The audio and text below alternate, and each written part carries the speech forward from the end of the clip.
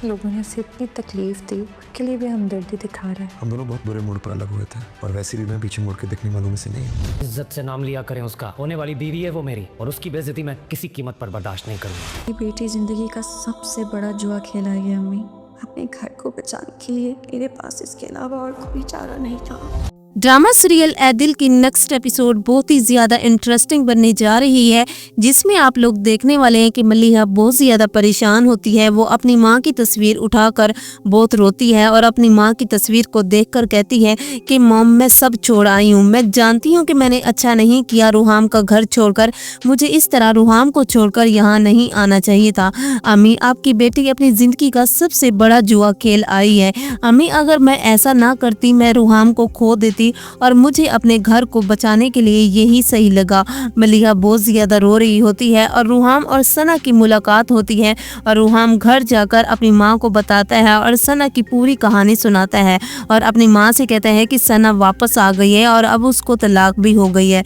तो रूहाम की माँ ये जब सुनती है तो वो बहुत ज़्यादा घबरा जाती है और वो रूहाम से कहती है कि बेटा क्या तुम अब मलिहा को छोड़ दोगे और सना से शादी कर लोगे? बेटा ऐसा ना करना। तो रूहाम अपनी माँ से कहता है कि अम्मी आप ऐसा ना सोचें, मैं सना से प्यार करता था, वो मेरा माजी था और अब मैं अपनी पुरानी यादों की वजह से अपने हाल को नहीं भूल सकता। मेरा हाल और मुस्तकबिल मलिहा से जुड़ा है और मैं और सना हम दोनों बहुत बुरे तरीके से जुदा हुए थे, लेकिन मैं वैसे भी पीछे मुड़कर देखने वालों में से नहीं हूँ। मैं सना को भूल चुका हूँ और मैं अपने हाल पर यकीन रखने वाला आदमी हूँ। तो दूसरी तरफ आप लोग देखोगे कि मोहित की माँ अभी तक मलिहा को अपने दिल में से नहीं निकाल पाई। वो अभी भी मलिहा से नफरत करती है और वो मलिहा के बुरे बुरे नाम लेती है, वो भी मोहित के सामने। तो मोहित अपनी माँ से कहता है कि आप मलिहा के लिए कैसी अल्फाज इस्तेमाल कर रही हैं? वो मेरी होने वाली बीवी है और आपकी बहू, इसलिए आप उसके बारे में ऐसे सोचना बंद कर दें।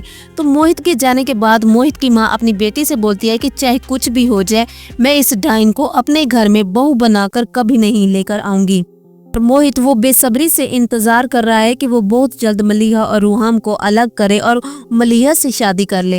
इसलिए वो अपने लॉयर को कॉल करता है और उसे बताता है कि मुझे तलाक के कागजात चाहिए, आप मुझे जल्द से जल्द तलाक के कागजात बनवा कर भेजें। और मोहित वो कागजात रूहाम के ऑफिस में भेज देता है। रूहाम जब ये तलाकनामा देखता है तो उसके पाँव तले से जमीन ही निकल जाती है। रूहाम को यही लगता है कि ये तलाकनामा मलिहा ने भेजा है, लेकिन ऐसा नहीं होता।